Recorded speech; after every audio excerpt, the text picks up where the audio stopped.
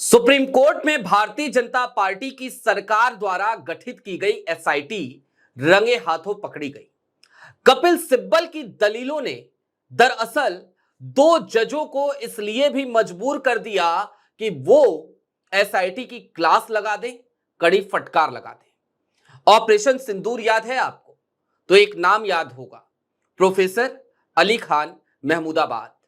याद होगा आपको उनके द्वारा की गई एक पोस्ट, और उस पोस्ट के बाद मचा हुआ बवाल, उस बवाल के बाद दर्ज की गई एफआईआर, उस एफआईआर के बाद अशोका यूनिवर्सिटी के उस प्रोफेसर की गिरफ्तारी, और उसके बाद सुप्रीम कोर्ट में मामला गया तो मिल गई उन्हें जमानत।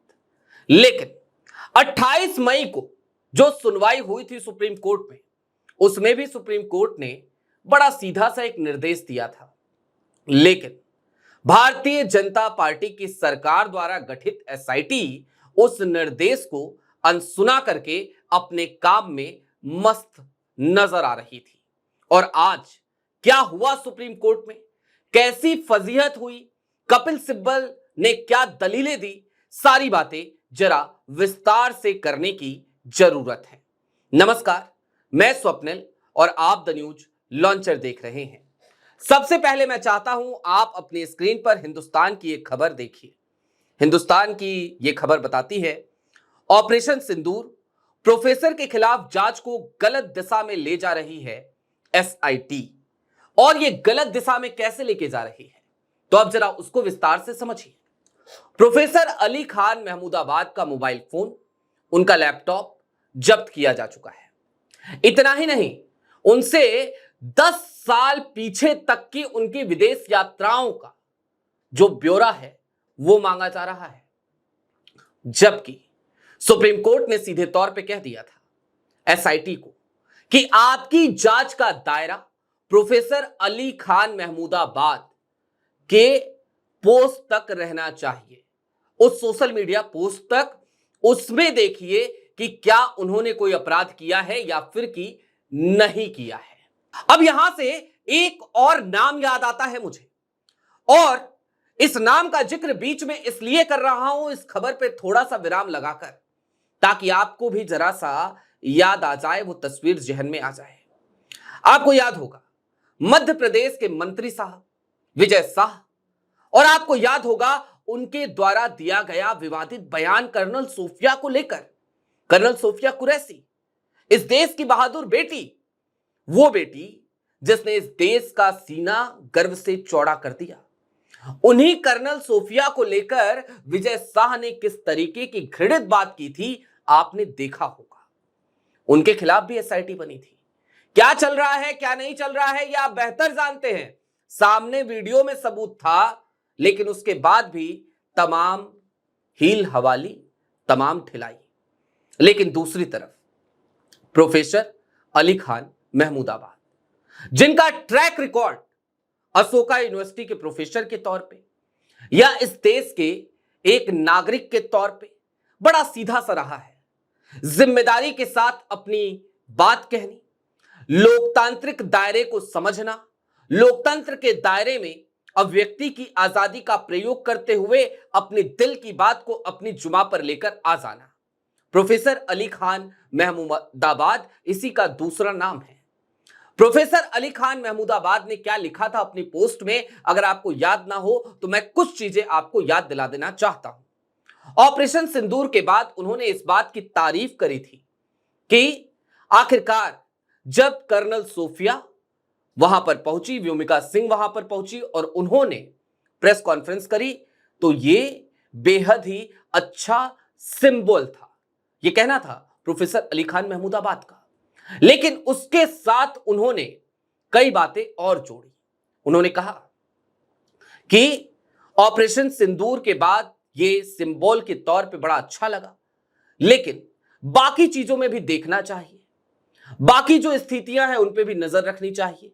यदि बाकी चीजों में, उन्होंने बहुत सारी बातें कही, उसमें उन्होंने यहां तक का जिक्र किया जो मॉब लिंचिंग होती है उस तक का जिक्र किया, और बहुत कुछ उसमें खुलकर अपनी पोस्ट में उन्होंने कहा।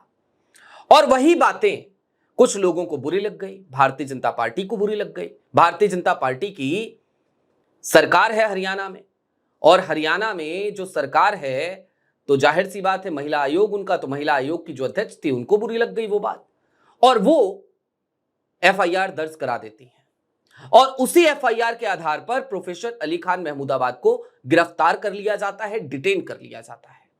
फिर वो सुप्रीम कोर्ट पहुंचते हैं तो राहत मिलती है, कपिल सिब्बल उनका केस लड़ते हैं। अब थोड़ा सा हालिया दिनों में लौट आइए, बीती सुनवाई में लौट आइए। 28 मई की तारीख थी। 28 मई की तारीख को भी सुप्रीम कोर्ट में यही मुद्दा उठा था।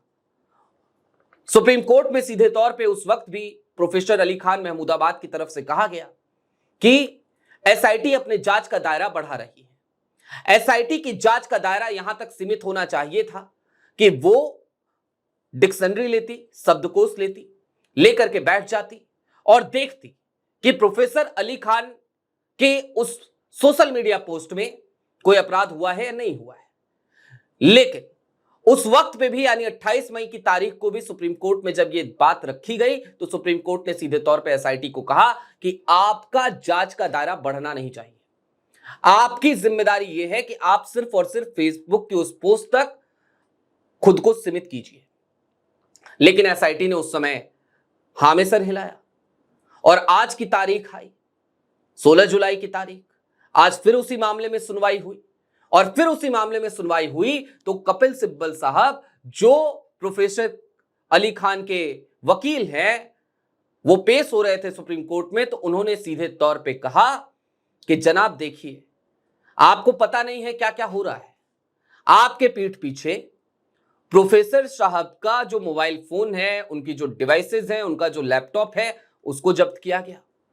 फिर यह कहा गया कि 10 साल पुराना जो आपका ब्यौरा है विदेश यात्राओं का वो भी जरा हमें दीजिए, हम उसकी भी जांच करना चाहते हैं। यह सुनते ही जस्टिस सूर्यकांत जो अगले चीफ जस्टिस ऑफ इंडिया बनने वाले हैं नवंबर में, उन्होंने सीधे तौर पे एसआईटी की तरफ से पेश हो रहे एसवी राजू, सरकारी वकील हैं एसवी राजू, अटॉर्नी जनरल हैं, उन्होंने उनसे कहा कि भला आप जांच का दायरा कैसे बढ़ा सकते हैं।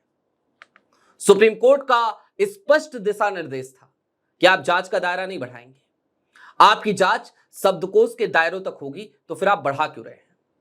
लेकिन अब यहां पर थोड़ी देर के लिए ठहरिए और चलते चलते इस बात को समझिए कि कैसे दो आंखें की जाती हैं। एक तरफ विजय शाह साहब की मंच की वो वीडियो थी जिस वीडियो में कर्नल सूफिया को वो आतंकियों की बहन बता रहे थे। वो दिन और आज का दिन क्या क्या हुआ आप सब बेहतर जानते हैं। रिकॉल करेंगे तो आपको यही याद आएगा कि सुप्रीम कोर्ट ने भले ही कड़ी फटकार लगाई हो, लेकिन उस कड़ी फटकार के बावजूद विजय शाह बड़े आराम से जिंदगी जी रहे हैं। विजय शाह साहब बड़े आराम से जी रहे हैं। यहां तक कि विजय शाह साहब को तो सुप्रीम कोर्ट ने यहां तक कह दिया था, आपने जो माफी मांगी वो माफी कौन सी है, वो माफी कहां है, और ना जाने क्या क्या बातें की गई थी, किस किस तरीके की कड़ी फटकार लगी थी विजय शाह साहब को। उसके बाद हम सब जश्न मना रहे थे कि देखो यार, सुप्रीम कोर्ट ने बिल्कुल लंका लगा दी, बिल्कुल क्लास लगा दी। लेकिन नतीजा अब तक ढाक के 3 पात। और दूसरी तरफ अशोका यूनिवर्सिटी के प्रोफेसर जिन्होंने बड़े अच्छे शब्दों में बहुत कुछ कहा था, तारीफ करी थी ऑपरेशन सिंदूर की, उसे सिंबल बताया था और यह कहा था इसको नजीर बनाने की जरूरत है और ये हर जगह पर इसी तरीके से लागू होना चाहिए। उनको इन तमाम परेशानियों का सामना करना पड़ रहा है। अब ये दो आंखें हैं या नहीं है, आपकी क्या राय है हमें कमेंट बॉक्स में जरूर बताइएगा। अभी के लिए दीजिए इजाजत, शुक्रिया।